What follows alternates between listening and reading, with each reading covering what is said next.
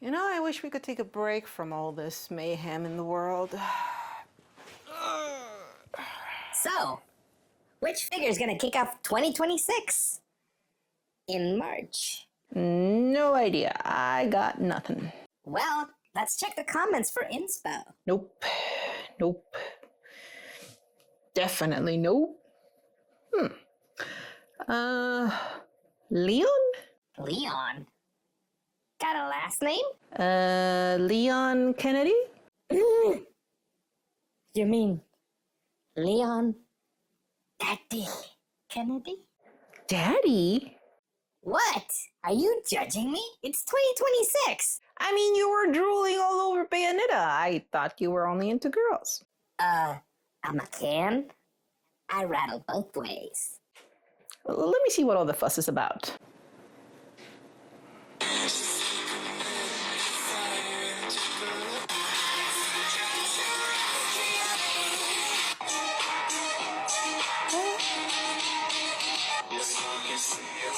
Let me teach you how to please me, how to do me, how to squeeze it. I'm so easy, you can tease me. Let me.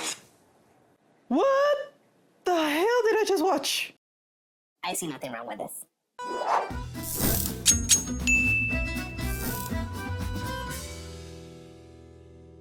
Hello, my resin monkeys. My, what a year we've had so far, am I right? First of all, welcome back. I hope you didn't miss me too much. Now, before we begin, unfortunately or fortunately, have several things that I would like to mention, and I feel they are very important for you watching right now. First of all, I would like to invite you to any and all that would like to join my newsletter. I know not everybody is on social media and, well, you would like to catch up with what I'm doing from time to time. So I've made a brand new newsletter so that we can keep in touch in a more direct way. Don't worry, I won't be spamming you or anything. At most, you'll get one email per month or maybe every two. That's how much activity my newsletter will have. So if that's something that you would like to be a part of, link is down below in the description. Second of all, being that we're still in March and we are still celebrating International Women's Day, even though it's almost the end of the month, I still want to celebrate International Women's Day today with this video. As a female content creator myself with a platform, I feel that it's now my mission to give a voice and a platform to that very much overlooked female talent. Last year, I did a call to action over on my socials to invite any female 3D artist to contact me so that I can give a shout out, give a little push, put your foot on the door so that your work can be seen by more people if you are interested in doing the spicy male stuff that you don't know if there's an audience for it. And let me tell you right here, right now, this is your audience. My complete community is starving for, you know, male figures. So if you were afraid of trying your hand at it because you don't know if they'll sell or if they'll be popular, I have good news for you. They will. I've been saying this for years, but I will say it again. I feel that this niche lacks very much a lot of female representation. And I'm not saying it lacks female figures. No. Female figures are here and they are everywhere, but they are targeted to a male audience. Female representation is having female-oriented figures. You know? Kind of like what the guys have, like what the end up. We require certain different aspects so that a figure can catch our eye, if you get my drift. I feel that I am now in a position where I can help fellow female creators like yourself. So don't be afraid to reach out through my socials or on my website via my contact form. We'll sit down, chat, and see what I can do for you. If I can support you by promoting you, giving you a shout out on my socials, or maybe even making a video with one of your creations, who knows? So yeah, get in touch and we'll see what we can do from there. Because girls stick together. Finally, one of my goals for this year going forward is to bring you more content. I'm sure most of you know that YouTube kind of punishes its creators if they're not uploading consistently. And when I mean punish, I mean we are no longer pushed through the algorithm, our videos are not being recommended, views stagnate, and so does our growth. So to be able to keep that momentum and keeping the damn algorithm happy, I would like to bring you more videos in between the big ones like this one. So I've created an audience survey down below for you to fill out so that you can help me with ideas for the type of content that you would like to see coming from me.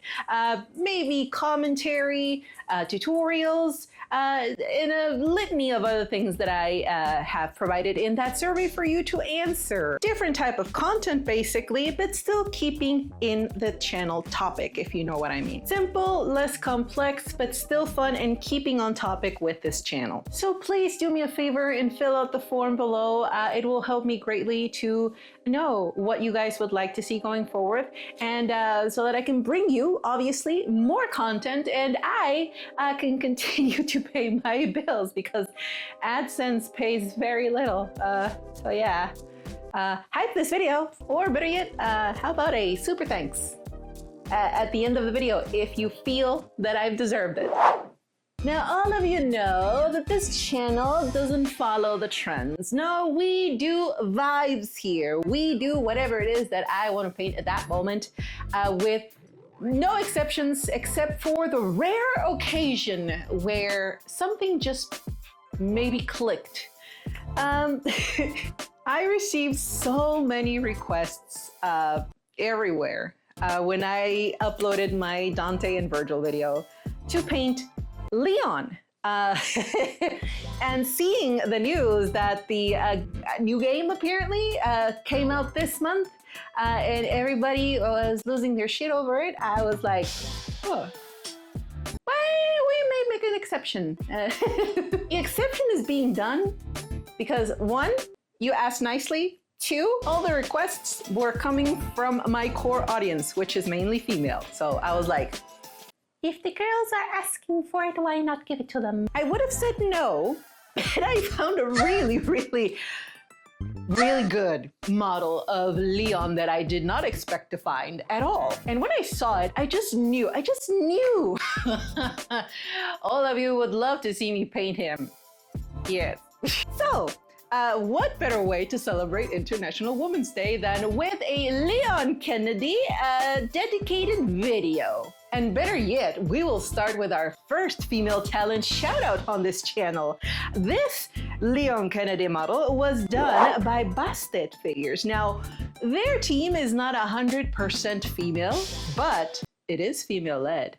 And we just love to see that. I am not affiliated or sponsored by Bastet figures. I just bought the model because I really liked it. And yeah, if you're curious, I'll leave their socials down below for you to check out later, because they have more stuff that might interest you. So now that the project was decided, it was just a matter of printing it out, which takes me to this next little part that I'm very excited to talk to you about. If you've been here long enough, you know by now that I hate working with 3D printed resin. I have to change the way that I work with this type of material compared to regular molded kits. However, I was contacted by a company called YesThats3DPrinted, and yes, that is their name. I've known about this company for a while now because I actually follow the two creators that they joined with to create these specialized resins. One being Ross from Polehammer, and the other one I know a lot of you follow and subscribe to. I myself have been subscribed to her for several years and enjoy her content very much. Etalon.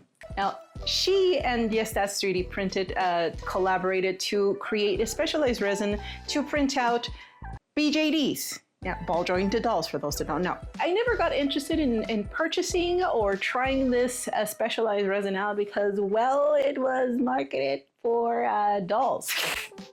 you know? So it's, I don't do dolls, so why would I buy it? And they contacted me. They said, hey, we've seen your 3D print videos, and we would like you to try out our resin. It sounded pretty standard at first, but then they added, we know you're a no bullshit artist, and we would love to hear your opinion.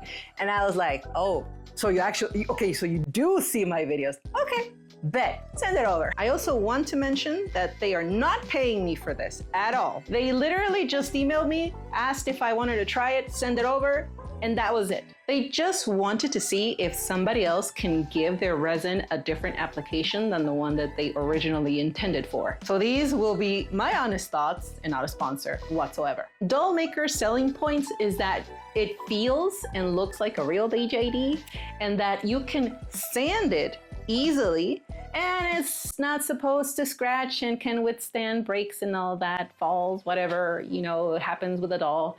The latter is inconsequential to me, but the first one of being able to easily sand it off was of very much interest to me. I hate layer lines, and if they can guarantee that I can easily sand them off, well, I'm all game for it. What does matter is that I'm very excited to try this right now. This project is going to be full of experiments, starting with the print filling. Now, if this is your first time here, you're probably wondering, why am I doing this when you see everybody else leaving it as is? For me, it's two things: the ability to pin, but also to make it more stable so it won't crack or break if it falls by accident. So today I am experimenting with some expanding foam. I've tried epoxy resin first, and it did the job, but sometimes it would warp the pieces, effectively ruining them with the heat that it produced when it was curing. Then I tested water putty, which also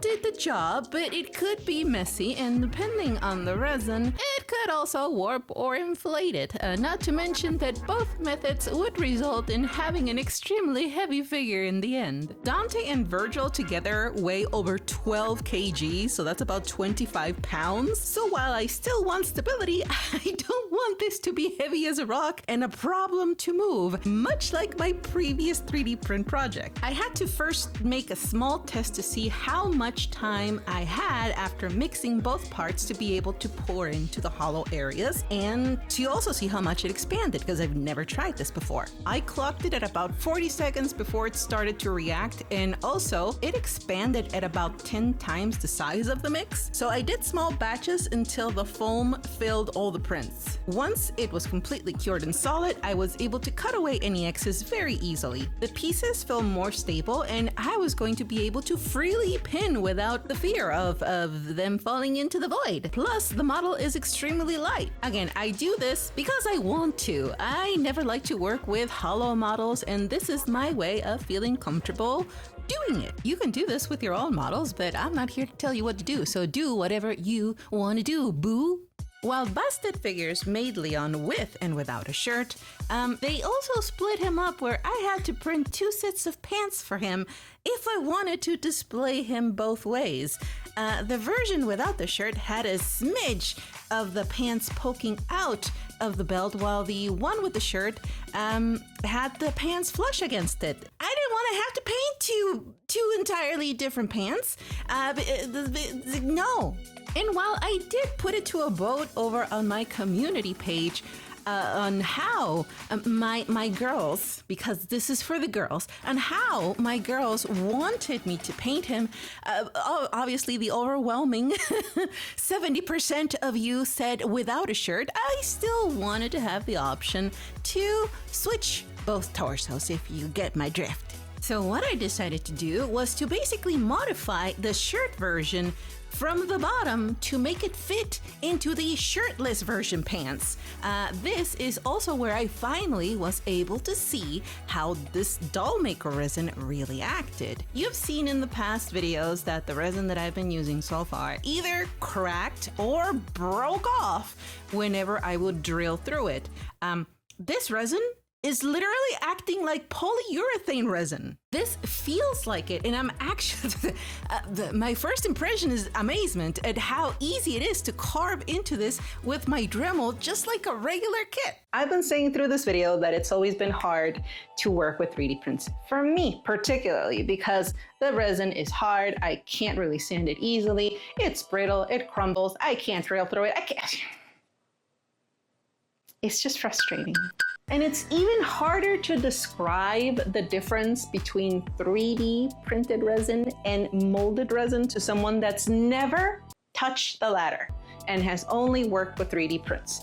It's really, really hard to explain that difference because there's no point of comparison. I'm used to working with casted kits. I've been doing it for the better part of 20 years. It wasn't until I started 3D printing that I really didn't enjoy it, working with 3D prints, that is. I had to put in way more effort to work with these figures compared to what I normally do, and it kind of took the fun out of it. And if you're one of those people that have only ever painted 3D printed models, I have a challenge for you. Go to any local craft store or online, grab yourself a trial size casting resin kit. Whatever brand, it doesn't really matter. Get yourself a little mold or make yourself one, whatever. My point here that I want to make is that I want you to cast a piece of resin because it's the same, okay? Cast it, make it, mix it, make it, do it, mold it, pop it, bop it. Try and sand it, drill through it, and cut it with a hobby knife. Feel it with your hand, come back, and tell me if it's the same as 3D resin. And yes, I am serious. If you do the challenge, come back and let me know. I didn't print all the parts completely hollow though. There were a few that I printed solid, like the hands, the arms that go into the shirt, and the shoes. And as you can see, drilling into solid Dollmaker resin pieces looks like real resin, or not real, but normal resin. It even feels like it. It's not crumbling, and I'm not grinding into it either. It's going in like really easy. I was able to install pins on all the parts without a single problem, and it genuinely made me giddy. Again, if this is your first time watching, the reason for me pinning and not using magnets like everybody else is because I want my figures and models to have stability. Magnets can do so much. Pins do the heavy lifting, pun intended, when it comes to keeping those parts connected to each other. In all of my years of painting kits, I've learned that not pinning parts can lead to damage if you accidentally drop the figure or you topple it somehow, especially for those long-ass keys that 3D modelers love to make, which I hate, by the way. Those will break off, and you will end up like this poor bastard.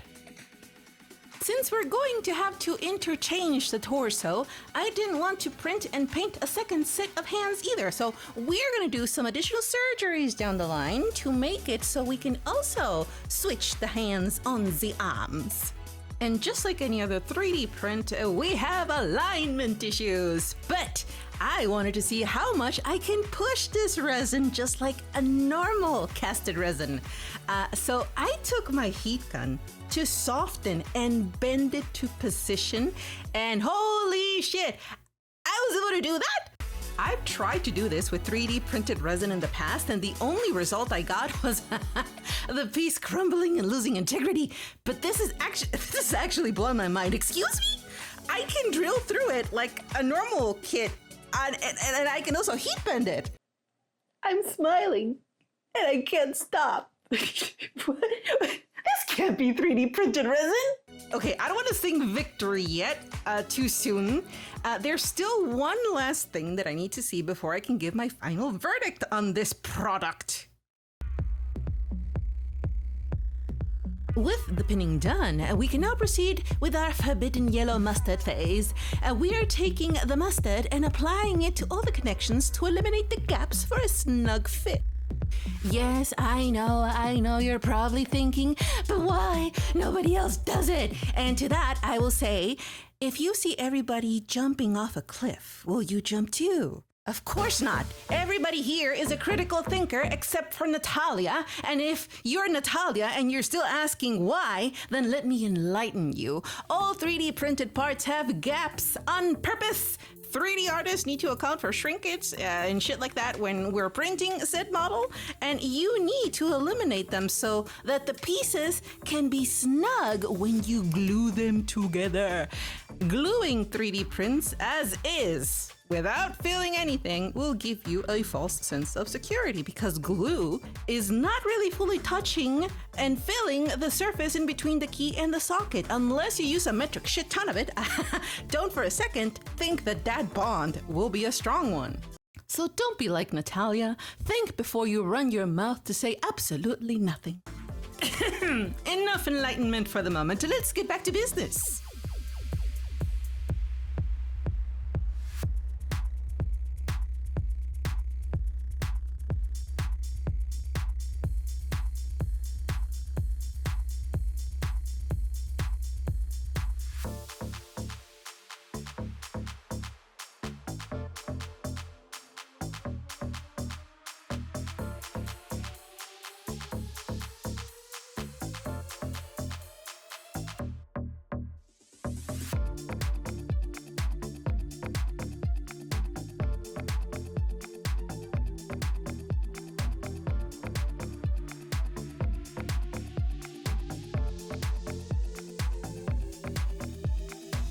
I'm going to just fill in the socket of the shirt piece so we can make it fit in snugly into the shirtless version pants. Say that 3 times fast. And for that, we're gonna use a little bit of epoxy putty with some mustard.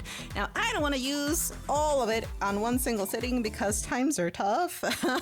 And getting this thing is basically a mission impossible. So we need to stretch it as much as we can. What I basically did was do a completely new connection socket for the shirt so it can fit on top of the little edge where the pants from the shirtless version is. And bada bing, bada boom, we have a brand new socket that fits into those pants and covers that little edge really, really nicely without ruining absolutely shit. Before the putty is fully cured, I make sure to remove any excess with my X-Acto blade, and then I left it to finish curing so I can come back and sand the rest of it off. I also changed the way I place the supports on my models, and now I'm using the breakaway supports. So to that, I'll just have to cut the little stubs with my ultrasonic cutter. Using breakaway supports makes it way easier to just sand it off and cut the remnants without having to use putty to fill those tiny holes left from the normal supports. Let's do a little surgery on Leon's hands. I cut off the key on both hands to just end up with stubs on both arms. I need to install magnets so that I can interchange them between versions, and doing this will make it much more easier to do the switch. If you remember in my Virgil video, when I tried to do this, the piece literally broke off when I tried to drill and install magnets. But as you can see, this resin is not giving me those problems. What? Right here. It would have broken off entirely or crumbled had I been using normal 3D resin.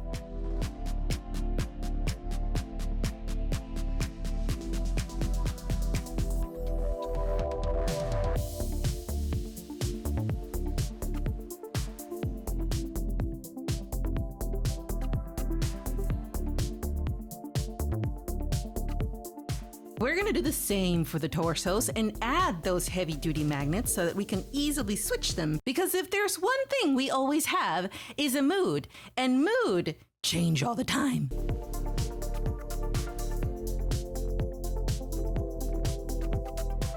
So we're gonna add some mustard to those tiny little stubs and fill them up.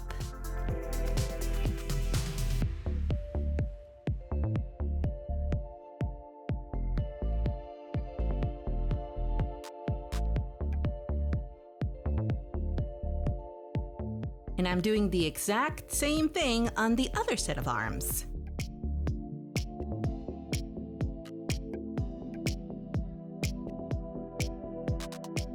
Now for the zombie. It's not a zombie. It's an infected. What's the difference? A zombie is dead. An infected is alive. Tomato. For the infected, I'm going to fuse the head to the body because they cut right off. They cut the head right off here, and it doesn't look like it should be. So I will try my best to blend the seams with some mustard. And before I knew it, I accidentally dropped the hand and did notice I broke a finger. No matter, it's an easy fix. This is not my first rodeo. It's not a Leona's workshop video without something always going fucking wrong here. If there's one thing I can say I have is consistency.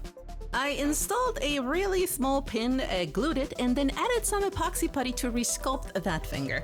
Now, I'm not using mustard because the skin is very textured and this putty can be shaped easily with a silicone tool. The only downside is that I have to wait 6 to 8 hours to be able to do anything to it. I even made sure to sculpt that tiny fingernails to keep consistency and to say, nothing to see here, everyone, nothing to see here. Now, I am sure a lot of you are screaming, where are his nips? Hold on to your panties, my dear ladies. I know, and I got you, okay? Shh, calm down, okay? For some odd reason, not sculpting male nipples is something that's very common. I get that for some, they might not be aesthetically pleasing, but when I saw the amount of wiggle physics mods done for Leon, I knew I had to give him nips or else I would have an army of feral fans running after me. Here I thought us gals in the DMC fandom were a lively bunch, but then you girls from this fandom come in and were like, hold my beer. You guys are scary. I'm sorry, you girls are scary. Although, however, apparently the fandom is not just full of girls. Leon has the Henry Cavill effect and also reels in a lot of male fans. How could you not go crazy for Leon? Well, I mean, don't get me wrong, he's very good looking, but I just don't get it. What? You mean you've never played Resident Evil? No, I haven't. Why? I don't play horror games. Then why are you painting him? Because I wanted to please my female subscribers. Is that such a bad thing? Well, if we're talking about pleasing, then you hit the nail right on the head. Before we continue, let's make things easier, shall we? I am adding a light layer of primer to all the parts so we can better see everything that needs to be sanded off and corrected. You know, I heard somebody once on another channel say that, oh, primer is great for hiding mistakes. No! Primer is there to show you your mistakes. Isn't that right? Yeah, that's what I'm here for. It's a spot. See? Immaculate repair right there. I'm quite proud of that.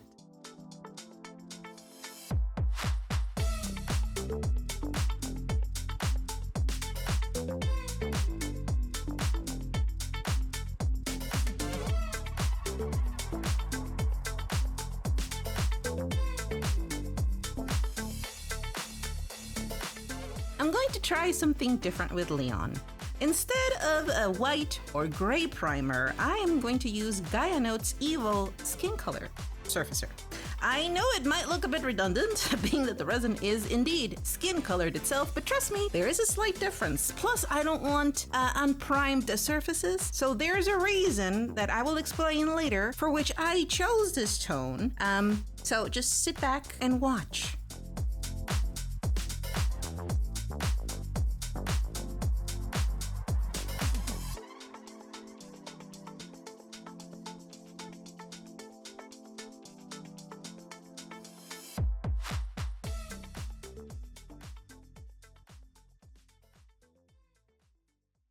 With the primer on, now I can clearly see everything that needs my attention, starting with the pedestal. I did have to make several drain holes on it to be able to print it hollow, but now I need to fill those up, and it doesn't really bother me that much that they're very visible because at the end of the day, these are just bricks. And it's not really important. Plus, I made sure to leave the holes on the back side of the base and not the front, so it looks clean.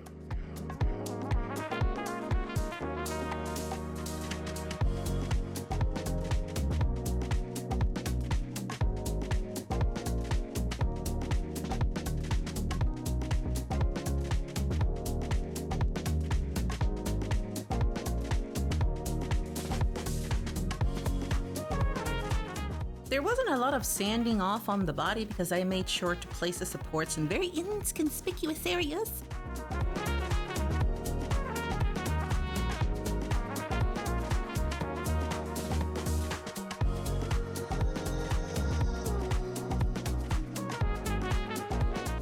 I am also rescribing the little shirt texture on the bottom portion where the putty work was done.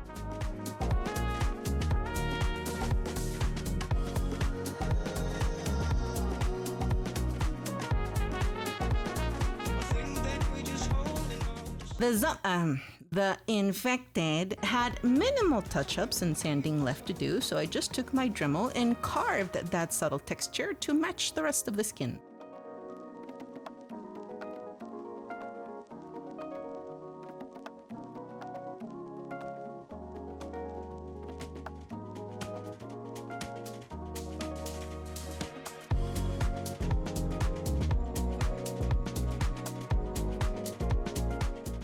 Let's get those high beams on his pecs toned down because this just makes me think of that horrible Joe Rogan meme, and it's a mood killer. Ah, much better. Okay, I wanted to leave my final verdict for this resin until I reach this part right here, the sanding. Sanding 3D printed resin is a bitch, and it takes ages to do, and it is extremely exhausting. So to see that I was able to indeed easily sand this off, just like they say in their selling point, made me finalize my rating for this resin. Not gonna lie, I was very skeptical about this resin because I've tried many different brands and many different types over the years that I've been doing this, and they all, while seem different, they're all the same. They're all hard and brittle. So I honestly don't know how they managed to pull this off. If you're a GK builder just like me and you've been holding out on trying 3D printing because you know that the resin is nothing compared to what we're usually accustomed to work with, give this one a try. It looks, feels, and acts like polyurethane resin, like the resin we have with our kits. I don't need to mix anything. I don't need to experiment. It's something that a lot of you in the comments told me to do, like, oh, just mix this resin with that resin and you'll get something maybe similar to. I don't want that. I didn't have the time, energy, or the money to spend on doing experiments just so that I can print something that feels and looks like something I'm familiar with. I just want something that I can literally take out of the bottle and just dump it into the vat to start printing. I'm not going to say that Dollmaker is an exact one-to-one match of casted resin. I am going to say that it is extremely close to what we are used to and something that you'll be able to print out and won't have the issues that I've been having for all the years that I've been doing 3D printing. So I'd say it's a 95% match. It's that good. I was so impressed with this that I already printed 90% of the models I'll be painting this year with it. Working with 3D prints will no longer be frustrating, and I think it'll be fun now. So if you want to give this a try, I've left the link down below in the description for you. I think the price is worth it, honestly. They are willing to listen to the feedback of everybody, especially if we say, hey, when will you release a clear version? Because they did say that they are releasing white, but I asked them if they would ever consider releasing clear. They were not sure because they're not certain of the type of interest that our niche could provide to them so that they can develop more of these specialized resins. Yeah, help them out, let them know. It's hard for me to give a seal of approval to something. This is one of those rare instances that I can say, this is it. I loved this resin so much that I decided that I am permanently switching to Dollmaker. And like I said at the beginning, I am not being paid for this. They didn't ask me for a video. They just asked me for my thoughts. And it just so happened to be that I made this video for Leon and I used their resin. I was like, you know what? This is so good. I need to tell everybody about it. And look, I know I'm not the end-all, be-all, know-it-all of 3D printing. I do, however, know my resins, especially when working with garage kits and 3D prints. And I can tell you, I am thoroughly amazed with this product. And yes, you can keep on using your regular 3D resin. If you like the brand that you're working with, good for you. More power to you, I guess. For me, I like to enjoy my time working, and if that means working with softer and easier resin than the standard ABS or the whatever resin that I end up using, I would go with that. But you can just keep on you do you, boo. So I'm honestly glad they reached out, because I would have never thought of using it for printing out garage kits at all. However, it's not all sunshines and rainbows with Dollmaker. I did have a hot minute in trying to calibrate this resin on all of my machines. Since it's a very specialized resin, it's very capricious. And while they do give you settings so that you can test out and print your calibration with that, I had to do a lot of tweaking to mine and actually do several different things than what they recommended. But once I got it to print and calibrate, it was smooth sailing from there. So that's the only thing that I can say. Read the instructions. By the way, I loved their instructions. When I started to read them, I was like, these are my people. I know these people. I know I'm gonna like their product. Not really, but I found it extremely hilarious, and I was like, my people, yes. All right, let's start with the fun part. As always, let's get some color on this handsome guy. I am not familiar with him at all, so I made sure to look up some references, and it looks like he uses all black at a simple glance. But if you look closely, the pants do look like he has some sort of a dark brownish highlights while looking predominantly black. His shirt looks black too, but it does look like a grayish tone to it when you see it under a light source, from the references I saw in the game. So it will all look black, but we'll have subtle dark tones and colors, and that's going to be the challenge here. Make it look dark, but not to have everything melt into a single color, if you get my drift. Because we're gonna be drifting a lot on this video.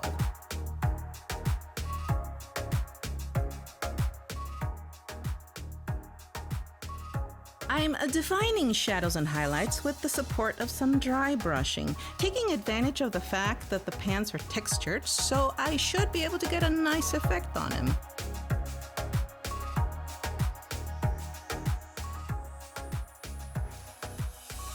Same with the shoes. I'm painting over the main color with the airbrush, but using a very dark and light brown dry brushing to dirty them just a little bit.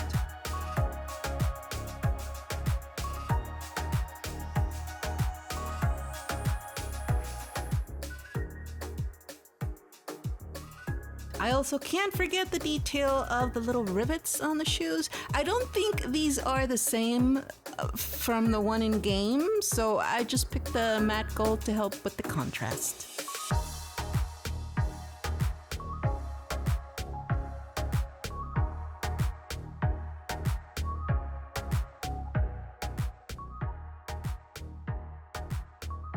I did a little bit of pastel shadings on the shirt just to go over some areas where the shadows needed a bit more of a touch-up before I sealed everything to leave ready for masking.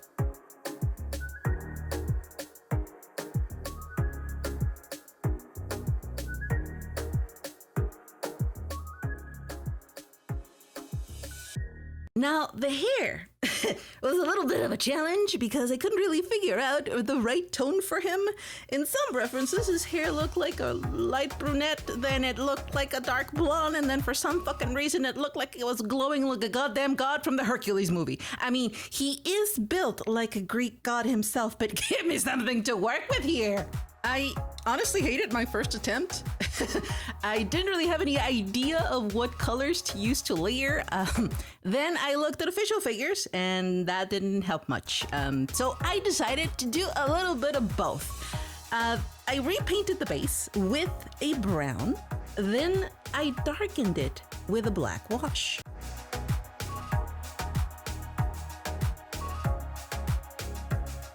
After that, I did some dry brushing with a lighter brown, and I still felt that there was something missing there. His hair really gets bright when the light hits him, so I thought, why don't I just dry brush some gold, and that should do the trick. And I've never used metallics for hair like this, but it was honestly surprised at how nice it looked.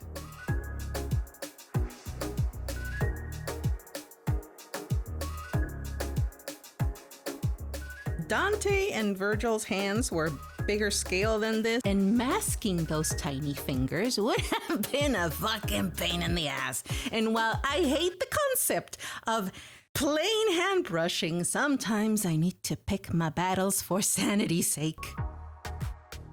It didn't help that the finger placement made it extremely difficult to paint in between them and not smudge black over it, which I did in many instances. The good thing about that is that I was able to easily remove the paint with some Windex, as the skin color was sealed, so it was perfectly safe to do, but still goddamn annoying.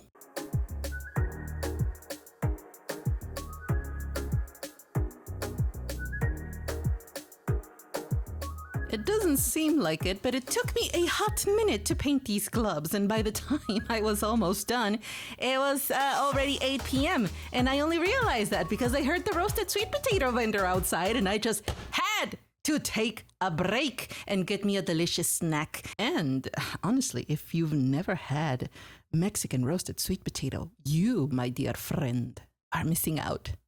I didn't want to leave a mediocre finish on the gloves, even though they're black. I took a closer look at it, and it seems like he had a little bit of padding on them. So I did more dry brushing, and then to really seal the deal, I added some black wash to it to help with the texture and the finish. Not content with that, I took the liberty and added a little bit more of dry brushing on the black to help bring out that texture on them. Now, the gun was also another dilemma. I didn't want to mask it all because, again, the finger placement would have making it super hard to reach in between with the airbrush, and it would have been uneven, and it would have pissed me off. Again, picking my battles. So I went with hand brushing. When I was almost done and I looked at it, I swear I almost threw it in the trash because of how shitty it looked. It reminded me of that horse meme where it starts really great, but then it finishes horribly. And I got nobody to blame but me here. You know, there's a saying in Spanish that goes, el burro trabaja doble. Basically, taking the easy way out will end up in wasting more time and effort, effectively doing the work twice. But there's an upside to this. While I will repaint with the airbrush, I can now mask off most of it because I managed to paint in between those fingers and it won't be noticeable. And the airbrush won't matter if it doesn't reach those areas. I just made sure to mask the black so I can gloss coat and then apply the chrome on top.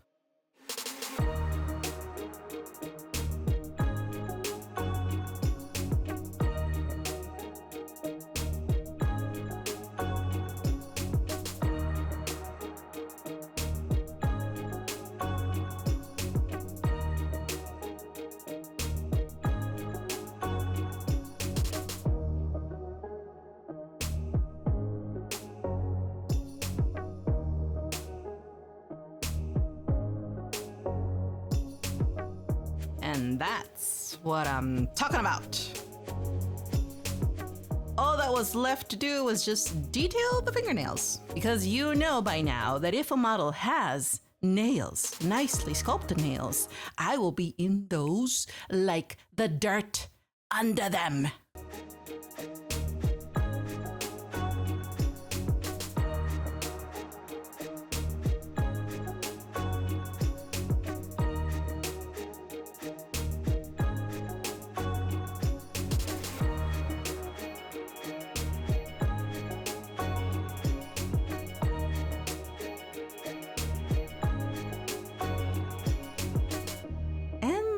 have it. It's not 100% perfect. Let's face it, nothing ever is. But I did what I could given the scale and how complicated it was to paint this. Just breathe, just breathe. So this is why I primed the skin this way to be able to work from there. So with my base, I took my airbrush and lowered the PSI to create a speckle, or as some Japanese painters refer to it as sandblasting, quote unquote, effect, using a very diluted red-brown color and sprayed it on the entire surface. Next, I applied a yellow wash. I'm actually using enamel washes here because it's what I have on hand and it's easy for me to just grab with some mineral spirits to dilute them. I just made sure to not let it dry off and dab the excess off with some paper towels while still wet. Then I proceeded with a red wash, repeating the same, applying it all over and removing it before it dried.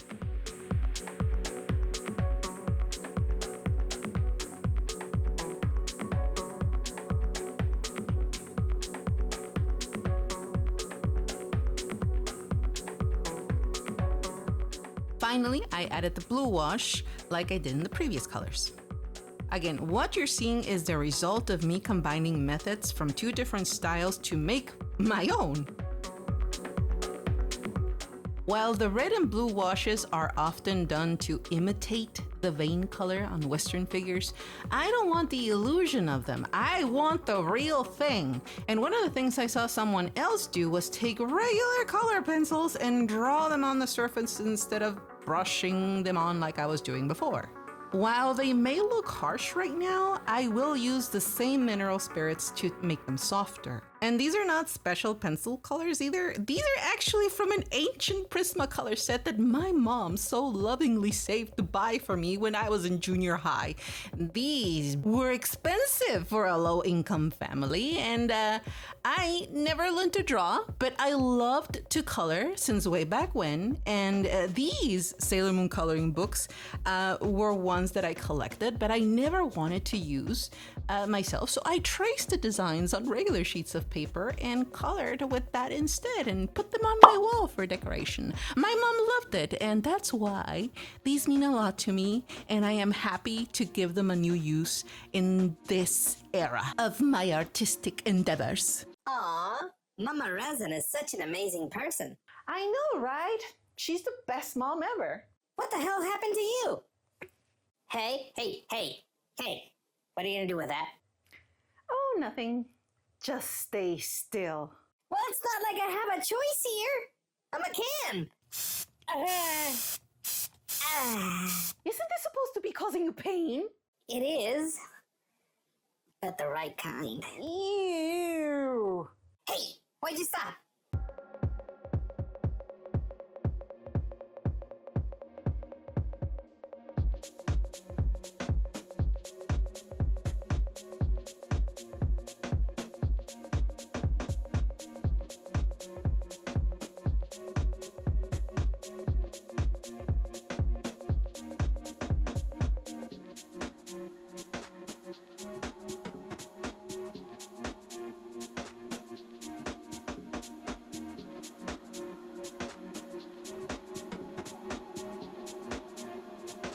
Everything was going smoothly and it was looking great, but somehow I managed to screw it up without me realizing at first.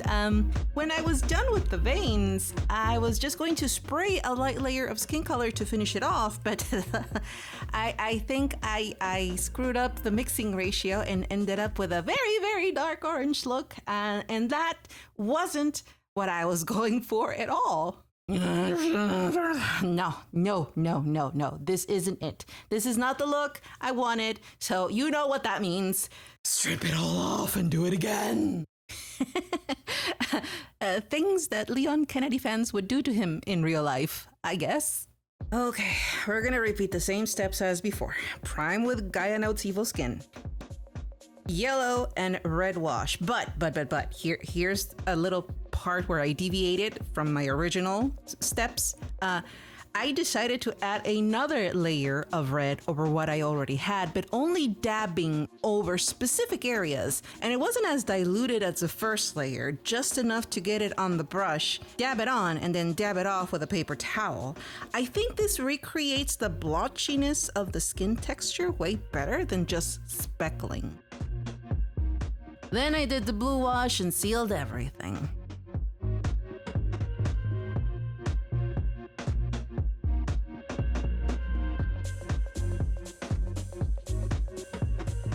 I did the veins again, softened them with those mineral spirits.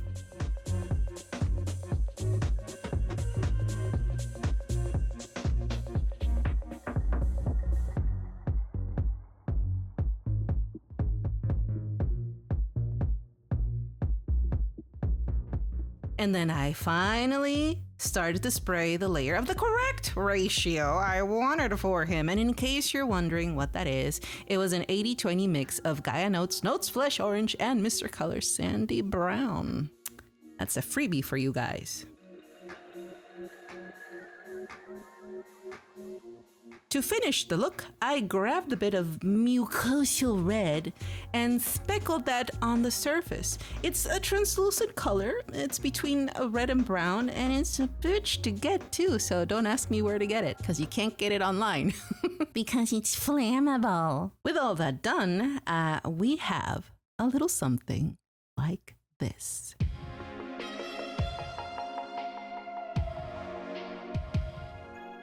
This is the result of finally sitting down and really trying and experimenting to get a result I truly liked for realistic skin and not just hoping I'll get it on the first try.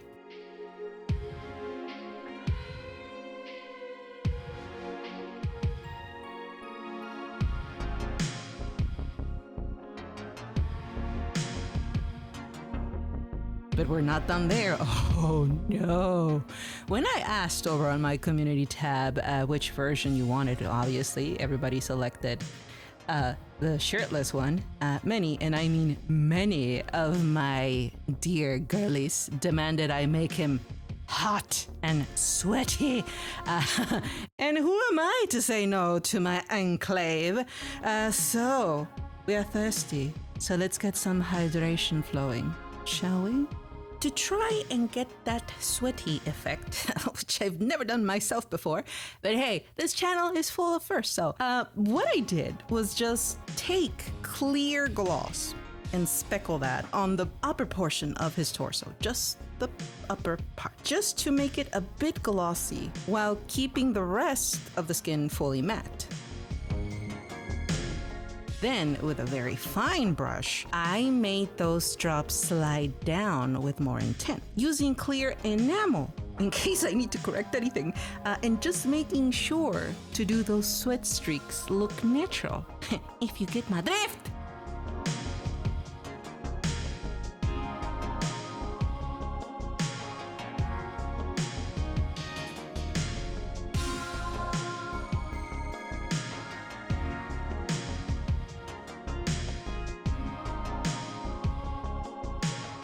And finally, I took micro drops of UV resin to make those beads pop. Because... Of course! My previous attempts at realistic skin painting always ended up in tears. I first attempted this with Dante, then Virgil, then Serenity, and I didn't like any of them. I never liked the result.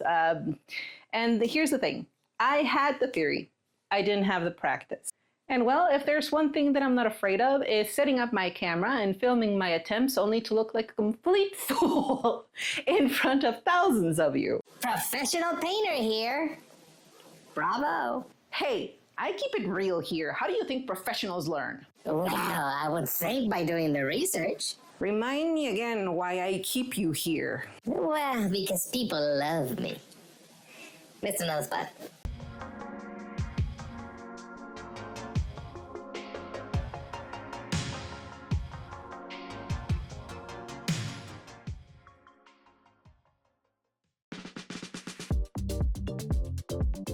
While there aren't a lot of things to mask, and they're still extremely tedious to do. Like, why did he have to have so many straps? There's no use complaining. We know the drill on this channel.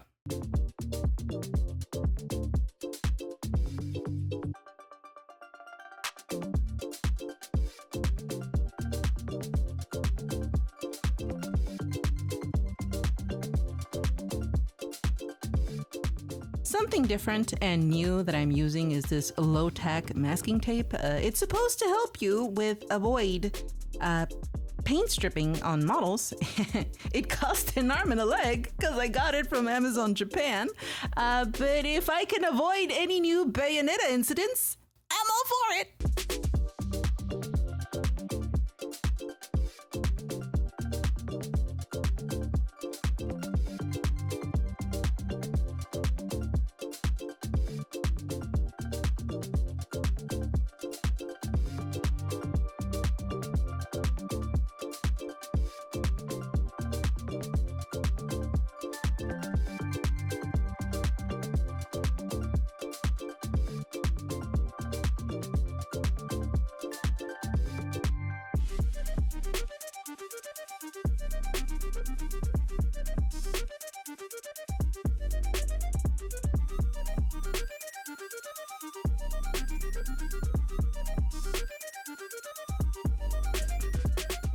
I hope that all that cleaning and scrubbing will result in a clean peel and not a strip away for that precious paint that I did for the skin. So cross your fingers and pray to the resin gods for a good harvest. Before I mask off his face, I still need to paint the bottom portion of his hair to avoid getting sloppy edges on those little strands. I'll be painting those by hand as to not worry about how well the masking will make a clean cover. I'd rather paint these tiny edges right now and then blend them later once I get to the rest of the hair.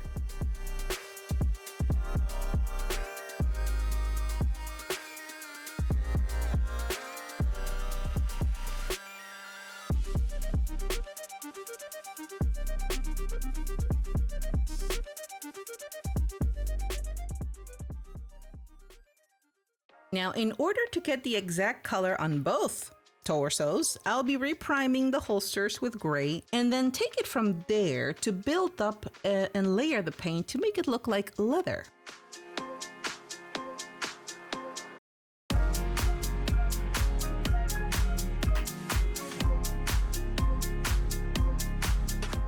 I'm sure some of you have been asking why I don't play horror games throughout this video. So let me show you why.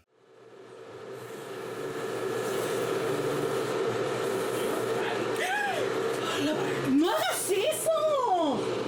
No te estoy asustando si te veo hablando también desde... No sabía que lo tenías encendido ahí. ¿No lo escuchas? No, desde afuera no. Yes, my dear resin monkeys, I get scared and startled extremely easy. Jump scares truly do a number on me. Compliments of childhood PTSD. Todavía que estoy viniendo a darte un compliment, no. Sí, pero ya sabes cómo reacciona. Si me ves aquí, Según yo sí me escuchas. no, si me ves con esto aquí, esto está prendido.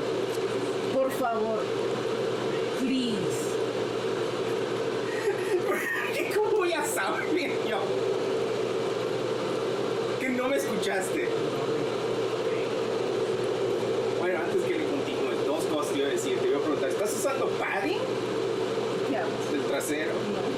You have more ass. ¿O es la licra? ¿Te levanta o te remarca? You have more ass. Anyway, ¿quieres unos tacos a las 8? I usually get pretty pissed off when Mr. Resin startles or scares me like that. Usually not out of malice. It's just that I get so concentrated on what I'm doing that I get sucked in and I do not hear anything. So yeah, even though it did scare the shit out of me, I'll let it slide for now because he gave me the best goddamn compliment anyone has ever said to me. I hate leg day. I do it, but I hate it. But I am very happy to see that all my effort that I've put at the gym for the past 2 to 3 months has finally been fruitful, has been given results. So, yeah. And no, I am not going to show you my new ass. No, no, no, no. I'd rather I bring in the views with my work rather than a random body part. Aren't you being like a total hypocrite with this video? No, no, no, no. I am keeping true to my core audience here. I am extremely proud of the fact that the majority of my audience is female. Well, you won't. But I will. I apologize for that. Click below for my OnlyCans.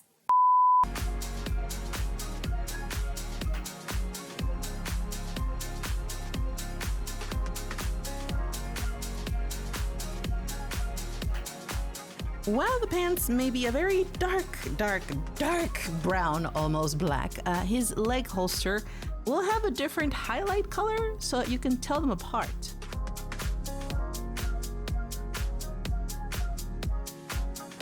Now we can proceed to finish the bottom portion of the hair without having to worry about the masking edges being wonky. When I was going to start adding the dark brown wash to the holster, for some reason it wasn't working. Well, I thought I might be able to make more progress if I were alone with the bronze, but still can't make sense of this. Okay, just go easy on yourself, okay? That wasn't the right paint. Is that an X-ray machine? Yeah. Because I grabbed the wrong paint. I mixed up the lacquer for enamel vials and basically ruined the base paint. I just made sure to repaint it again and just hope that it didn't run down the masking and ruin the paint on the shirt.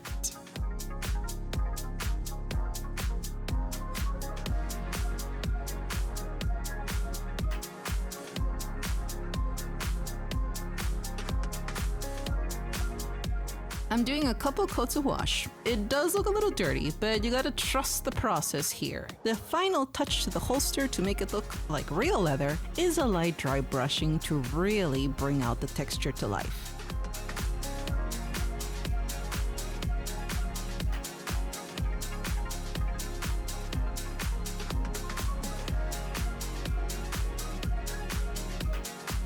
We're gonna do something similar with the belt. I think it's supposed to be leather as well, but I guess they gave it a different texture. It's fine.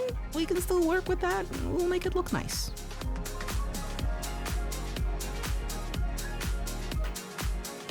I'm also doing some light dry brushing on the leg holster with some dark gray.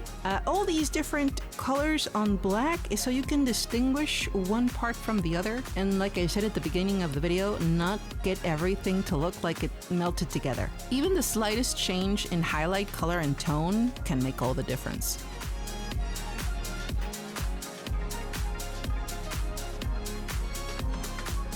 The gun holster will also be more like a dark leather, so I'll just airbrush a very dark brown over the black. Then I added a more black wash to it and finished by dry brushing a light brown to complete the effect. I'm doing the same steps for the bottom portion of the hair as before, but I'm making sure to keep the heads upside down so that the black wash won't pool at the bottom. Hair coloring is complete.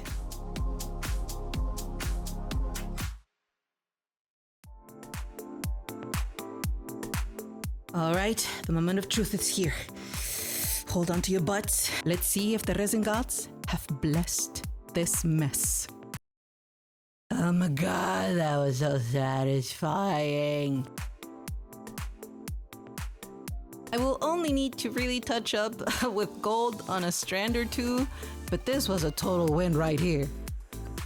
The shirt is the thing that is worrying me right now.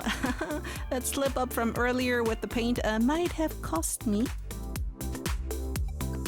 Alright, so far I did get an itty-bitty strip on the neck, but there was a little bit of paint that got messed up over the shoulder. But this is low. This is very low on the bayonet scale. This doesn't really bother me that much. Everybody's probably asking themselves, what the fuck is a bayonet scale? Well, That will be for me to know and you to find out while watching my Bayonetta video. So you can understand our little inside jokes here.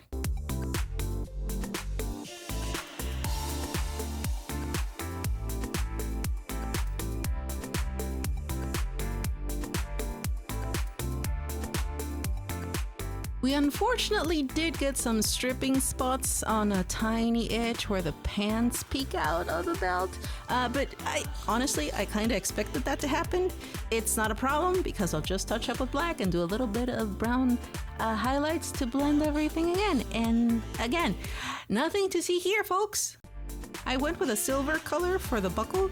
I could have used black, but a little variety goes a long way.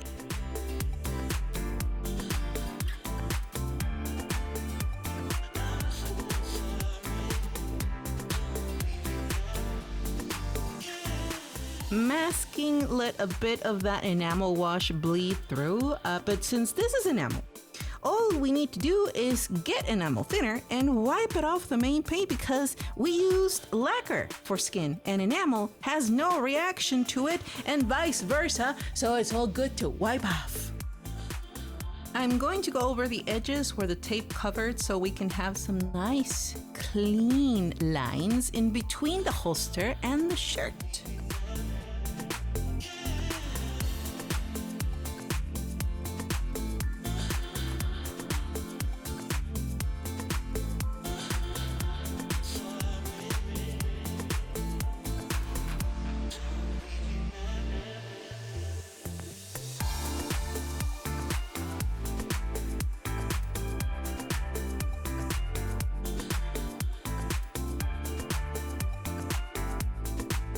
And finally, retouching the shirt where we had our little mishap.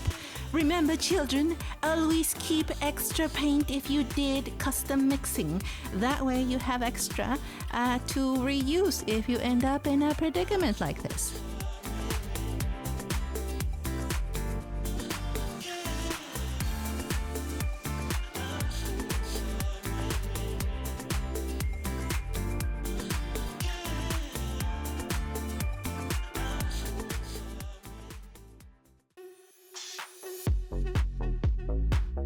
Painting realistic faces still scare me a little. The eyes have been a challenge so far. The last couple of tries, something was off. I couldn't really tell what it was. It was the white of the scleras that I was using to paint. It was too bright. I don't have an off-white color, and I also didn't want to airbrush such a small area. So I thought, why not use watercolor pencils for that? It won't be super bright and I can smooth it with a moist brush.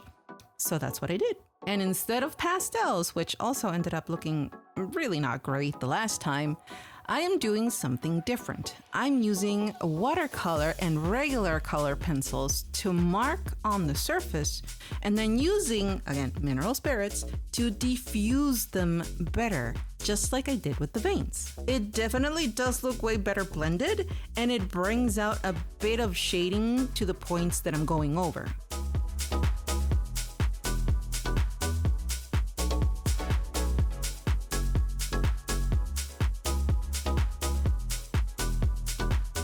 I did take my time doing the lips. I went back and forth in several occasions using the same color pencils until I got the color blending I wanted. Using color pencils in the process of painting this figure felt strange because it's so unconventional, but it was also very surprising because I liked the results a lot.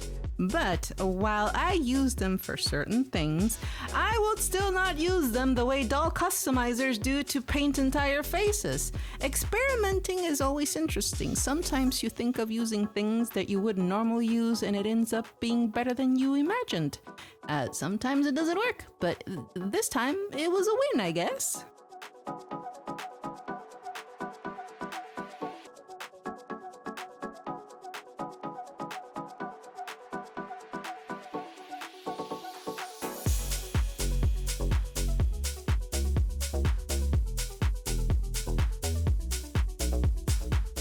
The eyes for each face will look differently, literally. The gaze will look in different directions. The one with the shirt will be looking to his side, while the one without will kind of be looking at you. You know, to keep the fantasy there for the viewer. So it wasn't a mistake. This is completely intentional.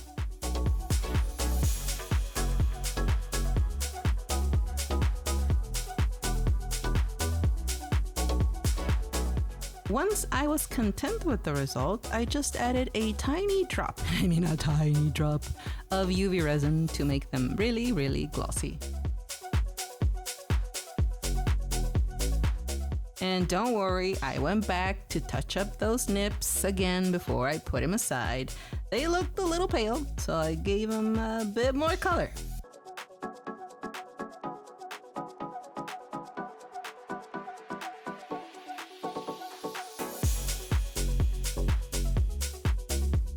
And I retouched those sweat streaks and beads just a bit more before calling it done.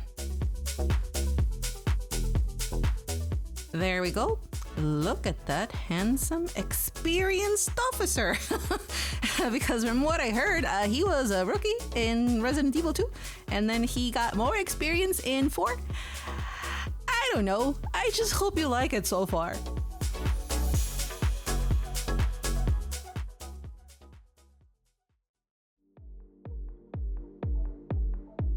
Let's finish up the base. It's a simple pedestal with a little friend there. So let's do an even coat of black on everything to start.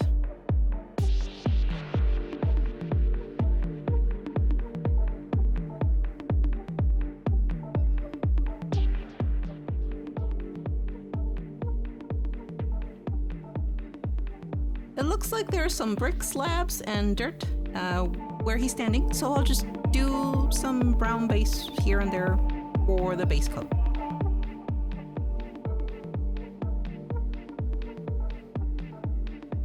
I am proceeding with just painting the shadows on the bricks. Again, it's nothing special, but we'll do the detailing in a bit. This is just the base paint and the base shading.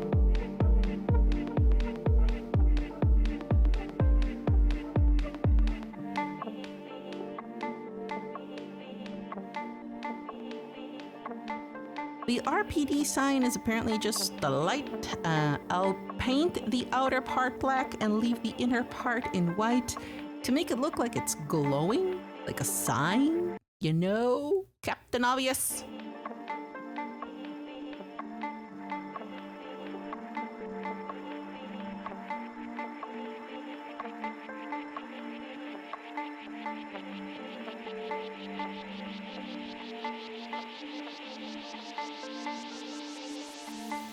From here on out, I'll just be doing a shit ton of dry brushing on the slabs, the bricks, and the dirt. There's nothing special. The goal is just to bring all those details up.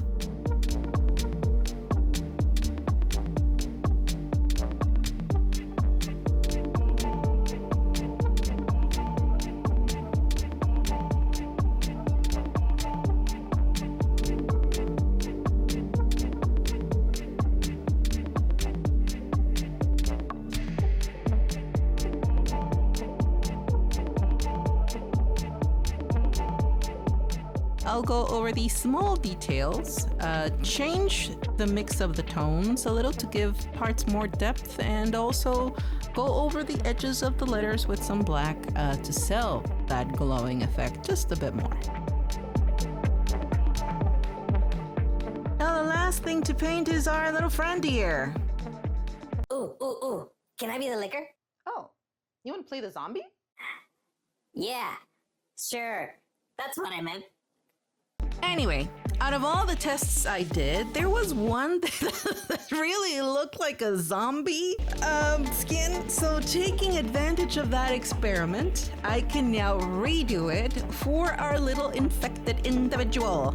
For this type of skin effect, I'll need to do some magenta pre-shading over gray.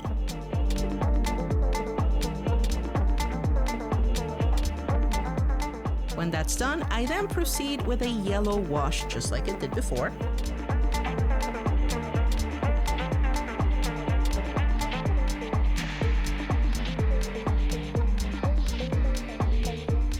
Then this is where we divert. Instead of red, I mixed a red and brown to get a maroon color.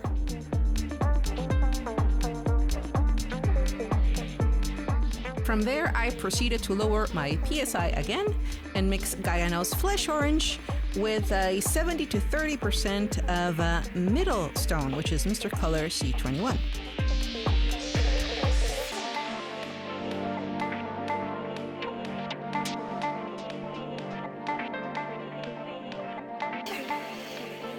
Then I proceeded to do some speckling with that same maroon wash from before.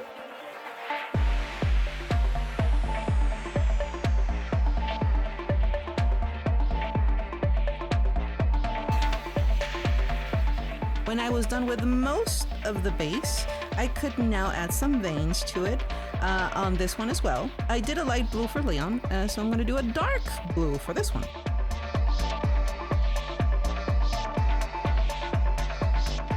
Same as before, using some mineral spirits to diffuse and make them softer and looking more gross, honestly.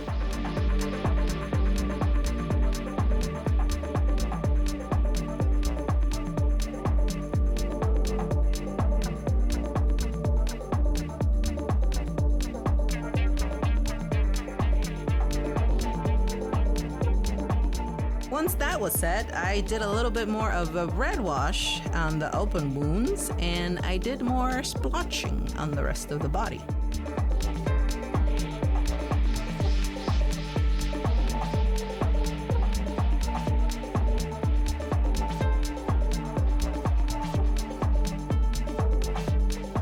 And as a final touch, a green wash to lock everything in.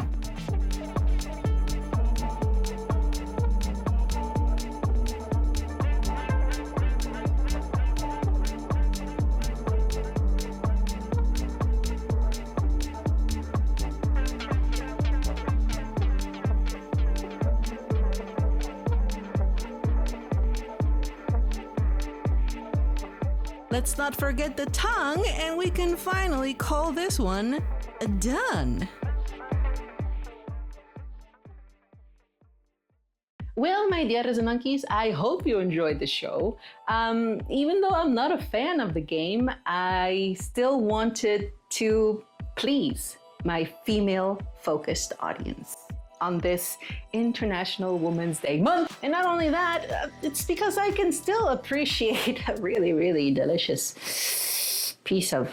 Yes, I can appreciate art. Yes, I call it that. And if you enjoy Smexy Men, may I invite you to stroll over to my Patreon. We are currently working on two very spicy, pretty long-haired boys. I'm sure you know them, and if you don't, well, maybe you might be curious. So yeah, scroll on over there, and maybe if you like what you see, you'll stay for the ride. Also, this might be an unexpected surprise, but since I don't have any emotional attachment to this character, I am letting him go. Yes, my dear resin monkeys, he could be yours. I'll be putting him on sale the day after this video goes up over on my website. The link will also be down in the description. And the sale will be enabled at the time and date stipulated on whatever date that I put it on. So if you liked it, well, it's gonna be first come, first serve because there's only one copy. Obviously with two options. Whatever option you wanna display at that moment throughout the day, it's up to you. And yes, I know about the tramp stamp, and no, I did not give him the stamp, but if the person that buys him wants it, that can be arranged. I am sure I'm gonna get a lot of comments saying, oh my God, Leona, just play the game. And okay, I'll play your game if you play mine, as a content creator, obviously. If this video reaches 5,000 likes by the end of its first 30 days, I will sit down and live stream here on YouTube my first ever playing Resident Evil. Whichever you'd like me to play, I'll play it for your enjoyment and I guess my suffering, because again, I don't play those types of games. But I'll do it for you. If this video reaches that milestone, then you'll enjoy it. And if not, then it was never meant to be. So remember, the hype video option is still available if you still want to use it. That way you'll get the likes and you'll get to see me play or not.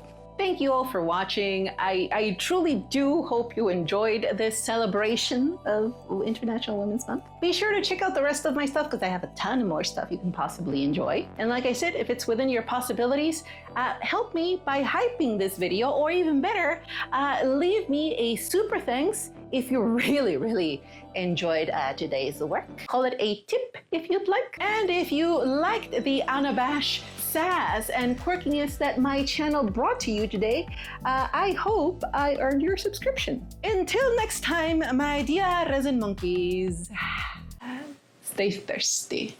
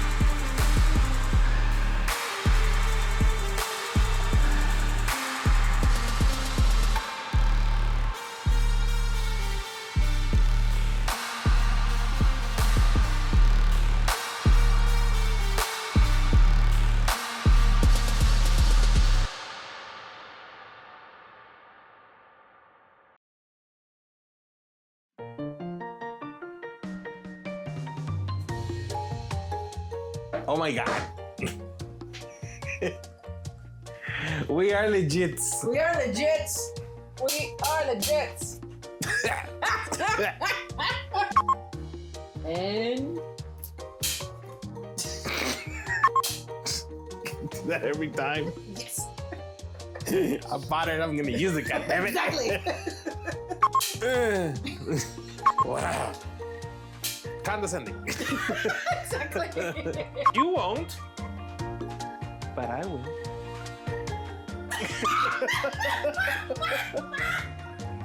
Yeah, sure. That's what I meant.